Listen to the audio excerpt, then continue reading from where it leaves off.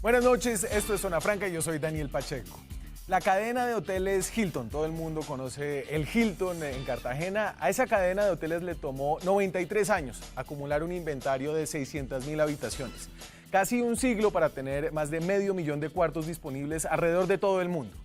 Airbnb, la plataforma de economía colaborativa a través de la cual se conectan personas con apartamentos o habitaciones disponibles con viajeros, logró acumular un inventario del mismo tamaño del Hilton en tan solo 4 años.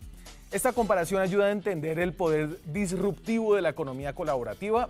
Aún así uno no entienda muy bien qué es exactamente esto de la economía colaborativa. Entonces, así el concepto sea a veces vaporoso, que Airbnb haya hecho en 4 años lo que al Hilton le tomó 93 años, habla del poder innovador que se desencadenó cuando millones de personas empezaron a tener un teléfono celular en el bolsillo o un computador con internet en la casa.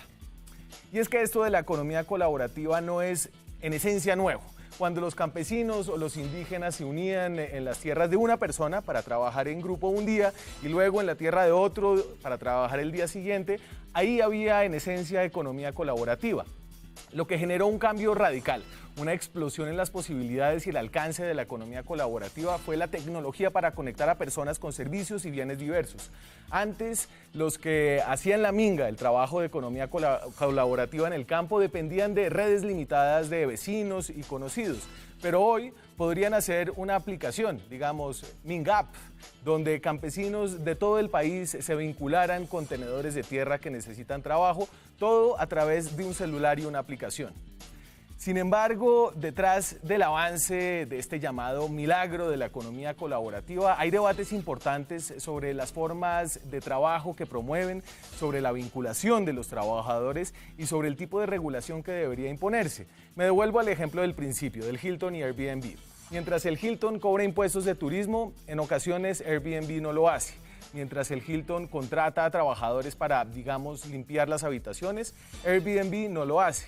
Entonces, aquí, además de un milagro tecnológico, además de la cuarta revolución industrial, hay una serie de debates éticos y políticos que en ocasiones se esconden detrás de una linda aplicación. Aquí arranca Zona Franca.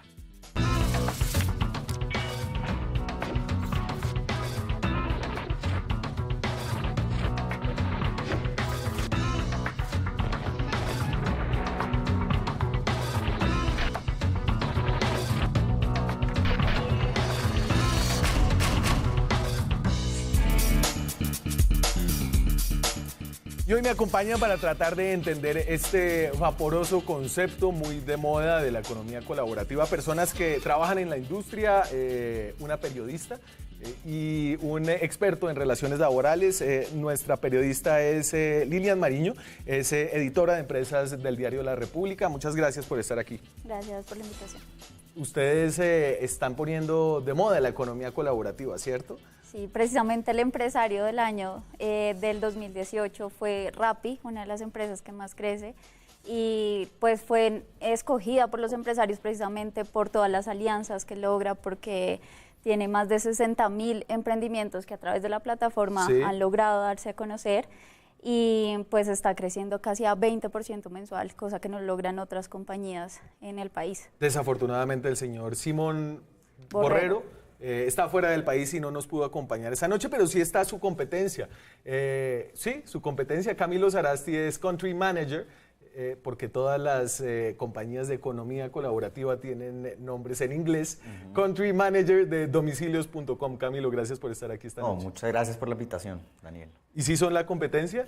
Efectivamente somos la competencia. Domicilios.com es una empresa que tiene presencia en 40 países a nivel mundial. La marca comercial domicilios.com está en Colombia, Perú y Ecuador, y nosotros competimos contra ellos en 6 ciudades en Colombia. Y bueno, ahora estamos compitiendo contra ellos en Lima. La competencia siempre es sana y nosotros buscamos más alternativas para los usuarios.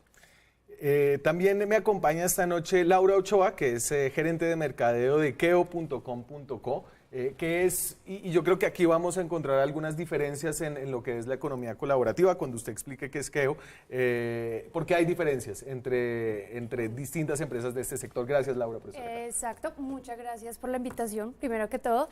Y Keo somos una plataforma digital que se encarga de conectar personas que tienen espacios disponibles de parqueadero con personas que están buscando parqueadero.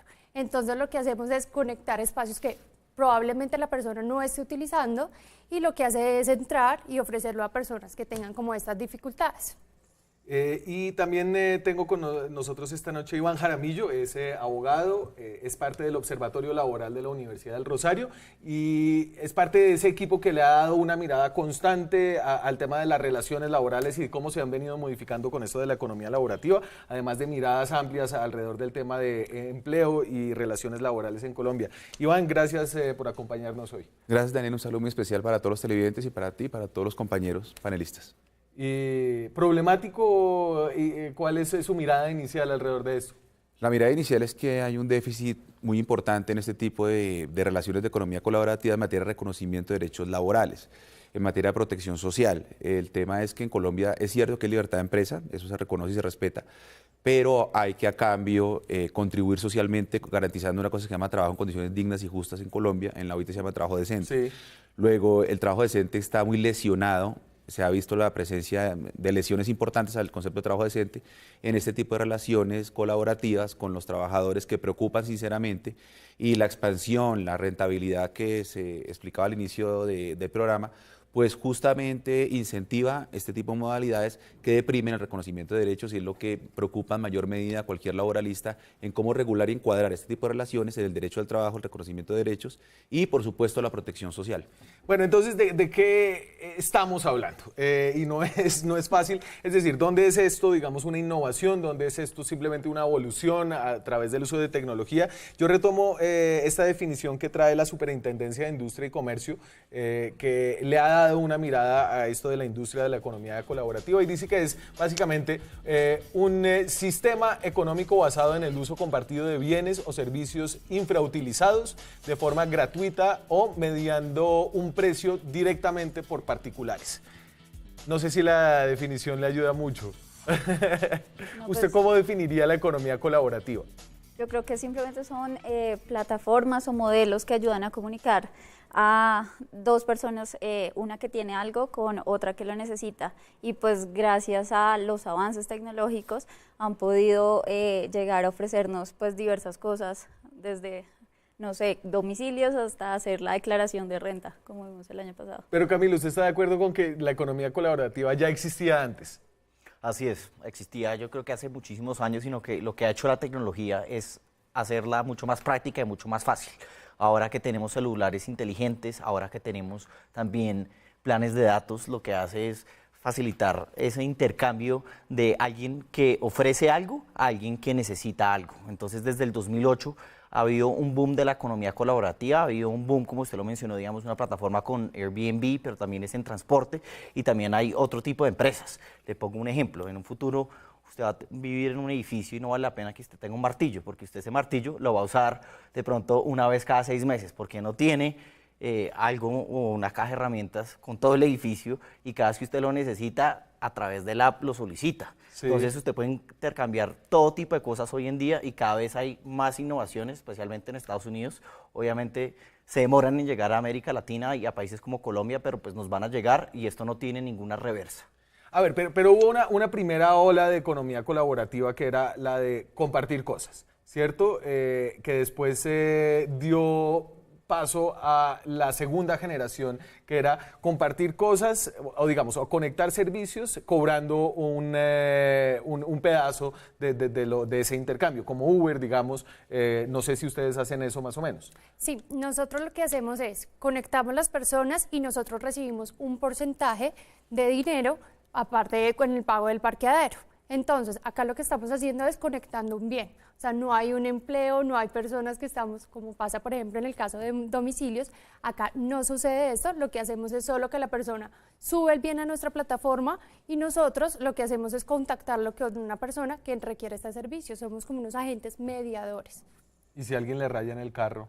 Bueno, ahí es otra cosa. Como somos agentes mediadores, nosotros respondemos obviamente por las cosas, problemas que se ocasionen durante esa mediación, ¿cierto? Pero pues si por ejemplo la persona parquea el cargo en el edificio y en ese edificio se cae el techo o se le cayó una varilla, pues no sé, lo que pasa es que tiene una aseguradora el edificio y ellos corren con ese gasto. Ajá. Entonces ahí hay dos tipos un poco, Iván, de compañías. Unas que intercambian bienes, digamos, cesantes, el tema de los parqueaderos, y otros que son servicios que involucran el trabajo de alguna persona.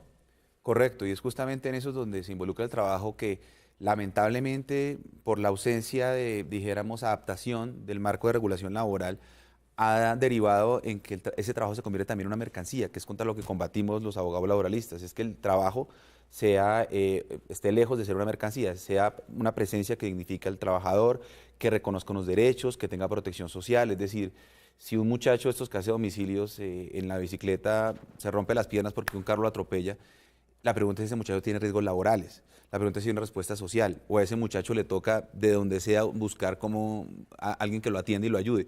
La idea es que eso no pase en un Estado social de derecho, la idea es que haya acompañamiento del sistema de seguridad social en este caso.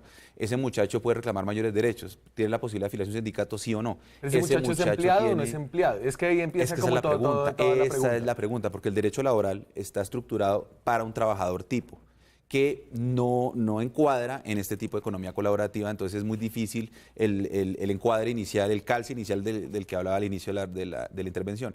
Por eso, resolver ese tipo de preguntas finalmente es un trabajador. Que sea un trabajador de A o de B, digamos que el debate yo creo que hay que direccionarlo hacia la protección social y laboral del trabajador, sí, porque es cierto que está prestando un servicio, y es cierto que está expuesto a riesgos, y es cierto que se puede enfermar, y es cierto que se puede caer de la bicicleta, y es cierto que le puede dar una gripa, y es cierto que la señora puede quedar embarazada. Entonces todas esas circunstancias de la vida ameritan una respuesta social. Por eso es que somos un Estado social de derecho, por eso es que el derecho del trabajo es fundamental.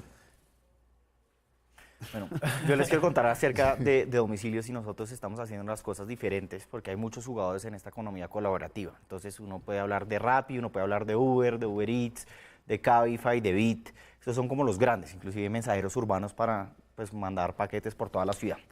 En domicilios.com, como somos una compañía que cotiza en la Bolsa de Valores de Frankfurt y es una compañía pública, quisimos hacer las cosas bien en Colombia. Entonces, todos los domiciliarios son contratados como contratistas independientes y tienen un contrato con nosotros. Es decir, usted tiene trabajadores. Nosotros tenemos contratistas independientes. Es un modelo de trabajo, sí, pero no hay subordinación laboral. ¿Por qué? Porque el contratista independiente lo que hace es decir a qué horas quiere trabajar, qué días de la semana, y yo en domicilios.com lo que sí estamos haciendo es les contamos salud y pensión, asumimos la ARL y adicionalmente le damos un seguro de vida. Entonces están cobijados. Si el trabajador no llega a cotizar el mínimo, porque hay mucha gente que no toma esto como un trabajo de tiempo completo, sino son estudiantes que se quieren conectar un par de horas a la semana y no llegan a ganarse el mínimo, les hacemos que coticen hacia el BEPS. La ley no nos obliga a que coticen a salud, entonces pues no lo tenemos que hacer y somos pioneros en ese programa, que el BEPS son beneficios económicos periódicos de Colpensiones, que es un ahorro voluntario por parte de un trabajador independiente para que cuando cumpla la edad de retiro pueda tener una pensión digna. Y estamos de acuerdo, yo estoy de acuerdo con usted, donde en Colombia lo que necesitamos es que más gente contribuya. El 20% del presupuesto nacional se va hacia las pensiones y la única forma que necesitamos para no tener un déficit en salud y pensión es que más gente lo haga y nosotros lo estamos haciendo. Lo que yo le pido al gobierno nacional es que ponga a las otras plataformas de la economía colaborativa a hacer lo mismo y esa es la invitación. Nosotros somos un ejemplo a seguir de que estamos haciendo las cosas bien. A ver, aquí hay un debate interesante y involucra a otro tipo de plataformas que tienen, digamos, intercambios de servicios con personas, es decir, trabajo. Sí. Y no todos piensan igual que domicilios.com. Hay otras plataformas que lo ven, es como que este no es el trabajo principal de la gente, sino que es el trabajo adicional y con lo que ganan ingresos adicionales. Entonces los consideran asociados, emprendedores, que digamos utilizan este tipo de plataformas para ganar un salario adicional y que de esta manera obviamente están contribuyendo a bajar tasas de desempleo de más de 2 millones de personas en Colombia o tasas de informalidad que llegan a 10 millones de personas en Colombia. Que si no son empleados, ¿cómo van a bajar la tasa de desempleo?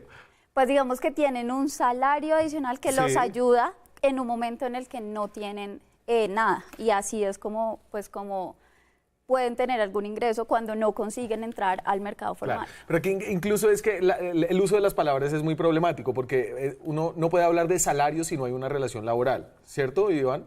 Correcto, lo que pasa es que, claro, la pregunta se responde sola y es que el DANE cuando habla de desempleo habla de ocupados. Claro. Ocupados es que yo en la semana de referencia al menos se ha hecho cualquier actividad durante una hora, no de empleados en términos de trabajo decente. Lo que mide el DANE es cuánta gente quiere trabajar y no puede trabajar y cuánta gente está ocupada. Son 22 millones de personas ocupadas, por eso es que sube. Pero sinceramente al Estado de Derecho le interesa que suba el trabajo decente, no la ocupación. La ocupación es un indicador, yo del número 9,7 que tenemos en este momento puedo derivar cualquier cosa.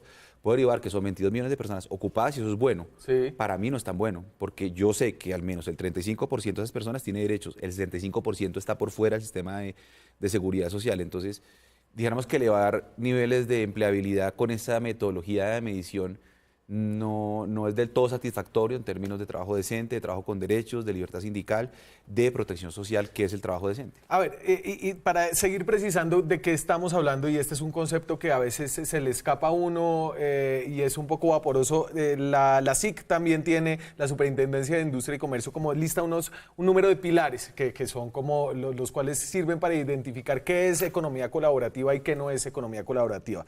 Y lo reproduzco acá. Entonces, dicen ellos, primero, máximo uso de un producto y de espacios o recursos no utilizados. Por ejemplo, el tema de los parqueaderos. Si usted tiene un parqueadero y usted se conecta con gente que necesita un parqueadero, ¿cierto? Exactamente, así lo manejamos en Keo y, por ejemplo, nosotros tampoco competimos con todos los agentes de parqueaderos privados porque pues ellos pueden, parqueaderos privados o públicos, porque ellos pueden tomar la plataforma y ahí pues publicar sus parqueaderos. Y ahí el 2 entonces involucra también a los ciudadanos, no solamente como consumidores, sino como participantes de la economía. Entonces usted como dueño de un parqueadero se puede volver como un agente económico activo. Exacto, entonces estamos haciendo una inclusión financiera al país porque las personas, ya estamos hablando de descentralización de la economía, sino que cada persona puede tener un ingreso adicional. Sí, ahorita hablamos de lo que pensarán los dueños de los parqueaderos, pero dame los otros dos pilares. Transacciones basadas en confianza y reputación de quien ofrece el bien y o servicios a través de plataformas. En el caso de Airbnb, por ejemplo, usted entra y ve los reviews, mucho mi anglicismo, sí. Las opiniones que han puesto anteriores usuarios de ese apartamento, que dicen el dueño es buena gente, llega rápido, el sitio es limpio, sí se parece a las fotos. Y el último, por favor, Juanse. Desprofesionalización, algoritmos que permiten a ciudadanos del común ofrecer productos y servicios. ¿Algo de eso? Sí, definitivamente nosotros tenemos a restaurantes, que restaurantes pues ofrecen sus productos y muchas veces son a título personal de una persona, y también es el domiciliario que se inscribe en la plataforma para prestar el servicio como contratista independiente y llevar la comida caliente a los hogares de los usuarios finales. Usted parece una propaganda de domicilios.com. ¿Y siempre llega caliente, seguro? Siempre, no, a veces no. Eso sí, siempre toca decir la verdad. Uno a veces piensa que esto es una cosa pequeña, digamos, marginal en la economía colombiana, pero digamos aquí recogiendo las cifras del Ministerio de las Telecomunicaciones y la Información, el MINTIC, este es el acceso de los hogares a aparatos electrónicos. Es decir, esto de la economía colaborativa no es en un país incluso como Colombia solamente para los ricos, ¿cierto? Entonces fíjense que según el MINTIC, en la gran encuesta del 2017, el 72% de los hogares colombianos tiene acceso a un teléfono inteligente. Es el MINTIC el que lo pone como smartphone. El 38% a un computador portátil, a un computador fijo de escritorio el 38%, una televisión inteligente el 32% y tabletas el 23%. Pero básicamente aquí la revolución es la revolución de los teléfonos móviles. Y es una revolución que ayuda a cuánto puede crecer la economía. O sea, digamos, solo en el último año el PIB de economía naranja ya aportó 3,4% del total. Y entre esos más o menos 32 billones. Naranja. ¿Está segura? Y digamos, la economía digital como tal entre 2005 y 2013 aportó más o menos 64 billones, comparación los ingresos de Ecopetrol el año pasado. O sea, es todo un mundo de posibilidades de estas empresas que pueden estar aportando a la economía y haciendo cada vez crecer más la economía en un momento donde crece a 3% únicamente y que puede sacar aún a más personas de la pobreza. Claro, y crece la economía, pero entonces yo a veces me pregunto si no es, es decir, si hay un crecimiento de la economía colaborativa a costa de otros sectores de la economía. Y ahí me pregunto, por ejemplo, en keo.com.co, ¿no es un juego de suma cero el del parqueo? Es decir, hay un número limitado de personas que quieren parquear y hay un número establecido de parqueaderos públicos que ya están formalizados. Cuando ustedes ofrecen este servicio, ustedes no están quitándole a un sector que ya produce a la economía. Pues mira, te cuento que actualmente hay alrededor de 2 millones de vehículos andando. ¿Cuántos parqueaderos hay ahorita? 84.000 parqueaderos privados, entonces son muy poquitos. Entonces, ¿dónde parquea esta gente? Pues está parqueando en la calle. Necesariamente, entonces estamos hablando que la sobrepoblación de 2 millones de usuarios, que ¿para dónde se van a ir? Pues vamos a utilizar estos espacios privados que normalmente las personas no tienen acceso y nosotros lo podemos prestar ese acceso mediante nuestra plataforma. Pero a ver, pero entonces, y cuando la gente parquea en la calle, generalmente da trabajo de manera informal a las personas que informalmente cuidan los carros y tienen unas zonas delimitadas. Aquí no es transferir ese pequeño aporte que hacía la persona, o hubiera un parqueadero público o a una persona que le cuidaba el carro en la calle, a un propietario de finca raíz. Y aquí es donde yo me pregunto si esto de la economía colaborativa sí aporta a la distribución, a la inequidad y a la economía en sí. Pues no necesariamente, yo creería que le aporta más al tema de seguridad. ¿Por qué? Porque pues hay parqueaderos, si el parqueadero es seguro, si puede ser responsable, pues obviamente lo puede subir a nuestra plataforma y ahí y le da un mayor alcance, la gente puede conocer toda la demanda que ellos tienen de parqueaderos. Entonces mira que por un lado se puede dar mayor alcance, no solo los conocen las personas que están en la zona. ¿Qué dice Iván? Bueno, varias cosas. Yo comulgo con Camilo en que debería haber una estandarización de condiciones laborales para todas las plataformas, justamente un proyecto de ley cuyo primer debate va a ser el próximo 4 de abril, para justamente empezar por el principio y es obligar a todas las plataformas a afiliar a los trabajadores a seguridad social.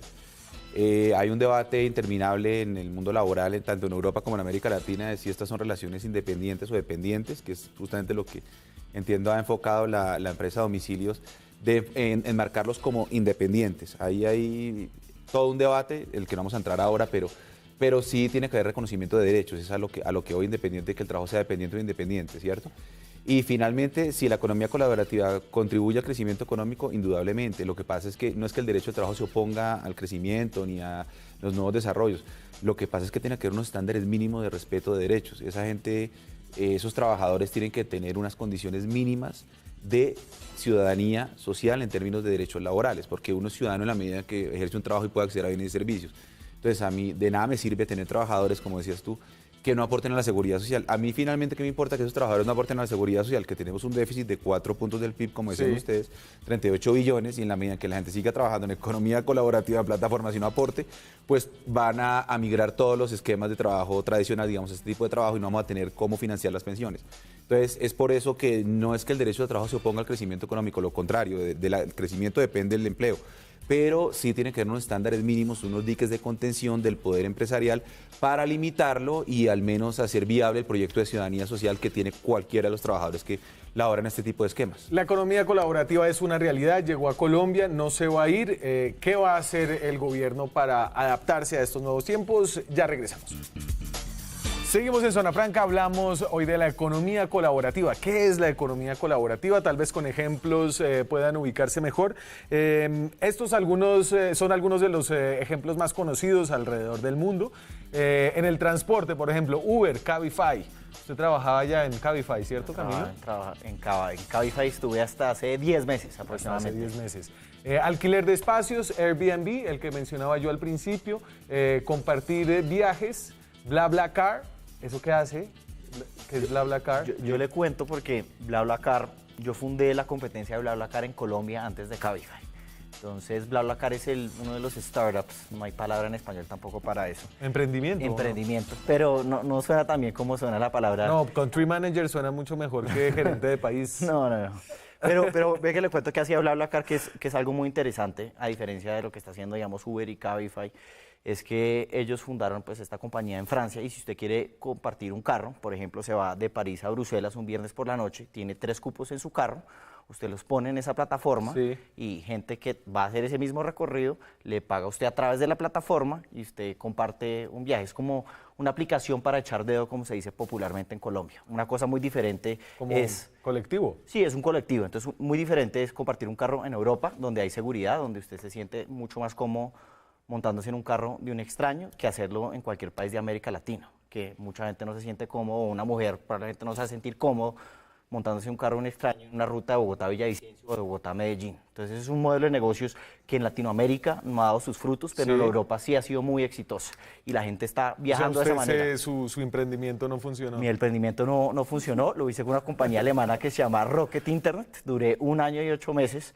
haciendo este emprendimiento en 6 países de América Latina y en 7 países de Asia y no nos logramos levantar la serie B, entonces nos quebramos y bueno, fue uno de los mejores aprendizajes que he tenido en mi vida. Uno en la vida aprende más de los fracasos que de los éxitos. Pero a ver, ayúdeme a entender, Lilian, ¿esto cómo agrega valor? Es decir, la economía colaborativa, ¿cómo agrega un valor que no estaba ahí ya? Cuando usted, por ejemplo, deja de comprar un tiquete de bus para montarse en un carro que iba para el mismo lugar, ¿no le está quitando valor a la economía? Pues yo creo que los modelos siempre se han transformado a lo largo de la historia y al final el consumidor juega un papel muy importante en toda esta cadena y es qué es lo que quiere y qué es lo que escoge y al final cuáles son las preferencias y qué es lo que termina escogiendo frente a todas las opciones. Digamos que hay también... Yo creo que un punto importante es por qué, digamos, un usuario escoge entre diferentes plataformas. Teniendo Uber, Cabify, un taxi, a veces es hasta el mismo precio. Y eso es lo que lleva a que esas economías se transformen y terminen entregando un valor diferente. ¿Usted tiene una reflexión ahí sobre cómo agrega esto valor? El No. valor, sí, es decir, De Keo, por ejemplo, ¿Keo agrega valor? En Keo, sí, en Keo nosotros somos transparentes porque las personas pueden conocer cuál es la oferta, conocer los precios, entonces mira que igualmente no estamos siendo deshonestos en el mercado. Además, hay un sistema de descentralización que ya no estamos hablando que todo el dinero iba solo a una compañía, sino que ya hay más personas que tienen acceso como a ese dinero. ¿Y usted, Iván, qué piensa acerca de esta idea de si esto agrega o no valor a la economía? yo estoy seguro que agrega valor a la economía, yo estoy seguro que afianza procesos, los hace mucho más viables, mucho más flexibles, mucho más fáciles, reduce costos innecesarios, acerca la oferta con la demanda, eso es innegable. Lo que tiene que haber es presencia de garantías sociales, de reconocimiento de derechos para las personas que están involucradas en este tipo de negocios y de ideas. Cuando relacionábamos las ideas de economía colaborativa siempre se viene a la cabeza Uber, que es como el gran modelo del que emana, el madre del que emana toda esta idea de economía colaborativa. Y sobre Uber sí hay decisiones concretas en Europa sobre adscripción a la relación de trabajo dependiente, con reconocimiento de derechos, sobre todo en España, en Francia y en Inglaterra. Pero estamos construyendo hasta ahora la teoría, porque justamente el derecho al trabajo explica la relación de un trabajador con un empleador. Acá es un trabajador con un empleador con una plataforma que media entre los dos y que hace disruptiva esa relación y dificulta mucho la identificación de dónde está el empleador, dónde está el trabajador, dónde están los derechos que este trabajador merece. Eso es lo que se está construyendo desde toda la teoría laboral, pero seguramente vamos a llegar a conclusiones de protección, de respeto de derechos y de trabajo con protección social, con derechos, con libertad sindical. Daniel, me gustaría meter ahí la cucharada y hablar sobre un proyecto de ley que en Colombia desafortunadamente los últimos 2 años no ha pasado. Sí. Y el ponente ha sido el senador Rodrigo Lara, de Cambio Radical. Y es un proyecto de ley que usted lo mencionó, Iván, que es acerca de un trabajador autónomo independiente. Entonces, la tecnología avanza mucho más rápido de lo que avanza la regulación. Y Colombia, digamos, tiene una deuda con este sector de poder que haya esta nueva modalidad. Y me parece muy interesante este proyecto de ley porque lo que está proponiendo es crear esta nueva figura. Y esta nueva figura es donde el trabajador va a pagar la mitad de su seguridad social y la otra mitad la va a asumir la empresa de la economía colaborativa. Uber, Cabify, no sé el caso de Rappi, están en contra de ese proyecto de ley, porque ellos no quieren asumir absolutamente nada. Nosotros en domicilios.com sí estamos a favor porque creemos que es justo que el trabajador tenga esa seguridad social. Ojalá Ustedes que... ya hablan de trabajadores. Estamos hablando de Usted siempre contratista independiente. Contratista independiente es una figura de trabajador que está en la legislación colombiana, pero ojalá que se dé esa discusión. Y yo creo que usted a través de su programa debería invitar a los actores políticos de ¿Pero diferentes para qué? partidos Si para usted que lo puede vengan. hacer. No, yo lo hago y para mí se me hace súper importante que esa discusión se dé en el Congreso de la República, Sí, el juez es que la dejen presidencia. de que por fin pueda pasar ese proyecto de ley. A ver, nosotros hoy hicimos una nota y hablamos a propósito de que nombraron a Rappi como al gerente de Rappi como el empresario del año del Diario de la República. Hablamos con algunos colaboradores, ¿no? ¿Cómo se dice? Socios. Socios de Rappi, obviamente son socios porque no tienen acciones de la compañía, entonces no son socios realmente, digamos los colaboradores de Rappi que hay en Bogotá, y esto fue lo que nos dijeron acerca de su relación con la compañía.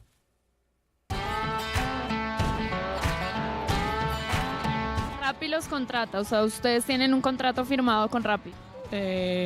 No. Me registré en la página, después tenía que desplazarme a una de las sedes de Rappi y para que me dieran una ID, comprar la maletica y ya. Esta entonces ustedes la tienen que adquirir. Sin esta maletica ustedes no pueden empezar a laborar, digamos. No. ¿Y por cuánto vale esta loncherita? 23.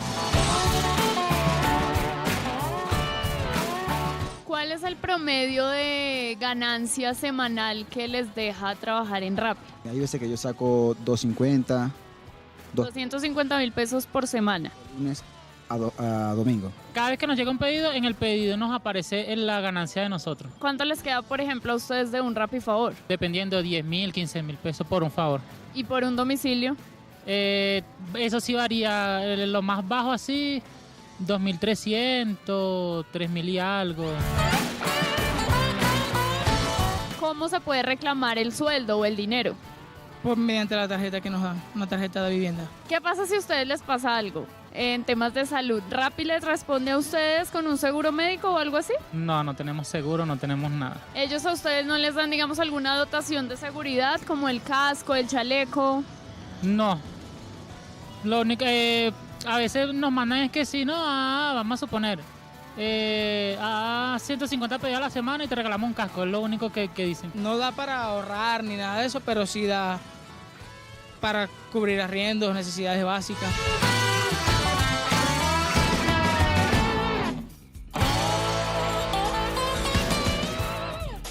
¿Esto quién lo regula? ¿Quién regula todas estas relaciones y estas nuevas relaciones de la cuarta revolución industrial? Pues digamos que como no son trabajadores como tal de la empresa, pues no hay como esa regulación sobre ellos. Lo que sí nos contaba Borrero, digamos, cuando le hicimos la entrevista, es que la empresa está pagando ARL, les da la posibilidad de pagar un seguro, no tienen que adquirir la maletica, la gorra, como esos instrumentos. Y lo que nos decía es que para muchos es como ese ingreso adicional que puede ser hasta 3 veces más por hora de lo que sería un salario mínimo, digamos que les ayuda como a cubrir esas necesidades cuando no encuentran pues otra posibilidad. Sí. Yo lo que creo es que empresas como Rappi, empresas como Uber y Cabify deberían tomarse esto muy en serio y comenzar a pagarle seguridad social a cada uno de sus socios o como los quieran llamar. Y esto es otra vez un llamado al gobierno nacional para que actúe. A todos los trabajadores diferentes, pues de estas diferentes aplicaciones, se les hace una transferencia electrónica. Entonces, a través del sistema financiero, entonces el gobierno sabe cuánta plata se está ganando cada una de estas personas. Ahí también hay muchas cosas que se podrían hacer. Algo positivo que ha pasado con esta economía colaborativa era, por ejemplo, que los conductores de taxi, que ahora son conductores de Uber o de otras aplicaciones, por ejemplo, no tenían cuenta bancaria porque el taxi siempre o históricamente fue en efectivo. Ahora tienen una cuenta bancaria porque Uber les consigna ahí, porque Cabify les consigna ahí, lo mismo el caso de Rappi. Entonces el gobierno, entre comillas, podría crear un proyecto de ley Yo no soy abogado, pero y sabe exactamente cuánto se gana con cada una de esas personas y podría hacer unas deducciones o puede obligar a la empresa a que se hagan esas deducciones. Y por eso otra vez vuelvo a la importancia que se le dé en esta nueva sesión del Congreso de la República de que pase un proyecto de ley para regular estas aplicaciones y que haya seguridad social. El Partido Cambio Radical y el senador Rodrigo Lara lo ha apoyado, no veo a nadie más apoyando este tema y tiene que salir adelante. Ahora sí hay un interés por parte del nuevo gobierno en hacerlo, a través del viceministro de Relaciones Laborales, afortunadamente, y hay que darle la importancia. Me voy a comerciales, ya regresamos. Seguimos en Zona Franca, hablamos de economía colaborativa, keo.com.co, y uno ¿qué hace si quiere alquilar su parqueadero? Bueno, alquilar un parqueadero en Keo es muy fácil. Lo primero que tienes que entrar a la plataforma, te registras y buscas el parqueadero donde el lugar lo necesites, no sé, al lado de tu oficina. Muchas veces las oficinas no tienen suficientes parqueaderos, entonces ahí lo puedes encontrar. Y adicional, si pues en tu casa no cuentas con suficientes parqueaderos o no tiene parqueadero, también los puedes arrendar mediante la plataforma. Nosotros enfocamos mucho en el tema de seguridad. Por eso, entonces, cuando la persona se registra, nosotros revisamos bien el historial de esa persona, la historia judicial, pues para que no entre cualquier persona al edificio y además, el lugar donde va a estar, pues obviamente no tenga ningún inconveniente. Nosotros vamos, lo visitamos, miramos quién es la persona. ¿Y eso que no va lo en contra de la regulación de propiedad horizontal o no? No, la verdad no. Según la regulación, las personas propietarias del parqueadero se lo pueden arrendar a personas del edificio o personas externas.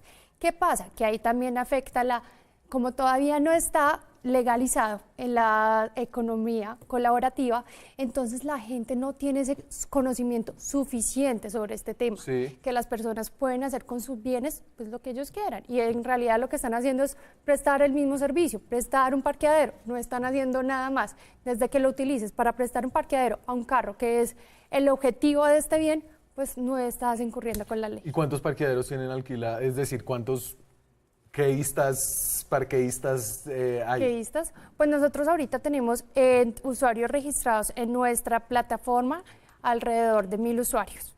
Ok. ¿Qué tan grande es la economía colaborativa aquí en Colombia frente a otros países de América Latina? El BID hizo una encuesta interesante que le ayuda a uno a medir el nivel de desarrollo que hay en Colombia de este sector y lo que podría crecer en los próximos años. Y realmente Colombia está, digamos que, bien atrás. Al menos eso dice el Banco Interamericano de Desarrollo.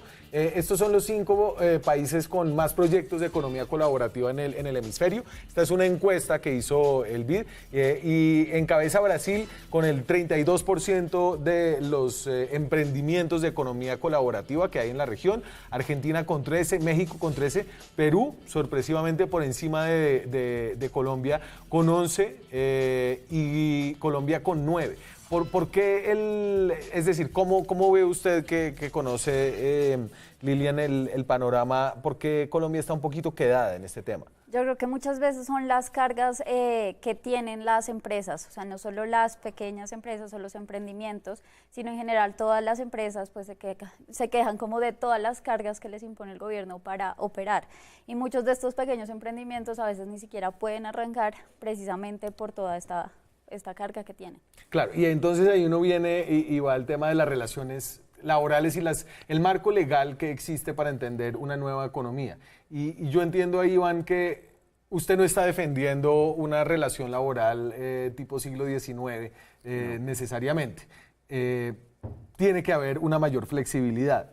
Por supuesto, tiene que haber una mayor flexibilidad, pero también tiene que haber controles. Entonces la pregunta que se hacía, si es cierto que alguien de Rappi ha ganado 3 veces el salario mínimo, la afiliación, el aporte a la seguridad social es obligatorio, es que al Estado le interesa que la gente esté con cobertura social, más allá de la flexibilidad que pueda incorporarse a este tipo de relaciones. Entonces, ¿quién controla eso? Que es la pregunta que se hacía. Hay una, entre comillas, DIAN de la Seguridad Social, que es la UGPP, la Unidad de Gestión de Pagos y de Pensiones y Parafiscales en Colombia, que cuando uno le llega una notificación de la UGPP, agarre. Pero les va a llegar si están ganando más de 2 y 3 salarios mínimos y no están aportando. Entonces, yo comulgo con Camilo, esto es un tema de competencia, es decir, en la medida en que no haya regulación, en la medida en que cada uno adopte la posición que quiera y pueda rentabilizar el incumplimiento laboral, pues se va a incentivar. Entonces lo que es que tener controles para que igual la gente esté por dentro del sistema, esté cotizando con algunas relajaciones del sistema tradicional laboral. Estoy de acuerdo, por eso comulgo con Camilo que este proyecto hay que visibilizarlo, hay que apoyarlo y hay que debatirlo socialmente para saber la mejor opción social para regular este Ojo, pero entonces venga, yo trabajo en una plataforma de estas que no es domicilios.com, que tiene un contrato de prestación de servicios, en donde no hay ningún contrato. Y a mí me está entrando a mi cuenta, porque me entra la plata a mi cuenta, 250.000 pesos mensuales, que en el mes, si no descanso ni un día y le pedaleo la ciudad entera, me da 1 millón de pesos. ¿Cierto? La UGPP, es decir, el Ministerio de Hacienda, se va a dar cuenta que yo tengo ingresos por 1 millón de pesos y después cruza mi información y se da cuenta que yo no pago ni seguridad social, ni pensiones, ni salud, ni nada, y me va a requerir, ¿cierto?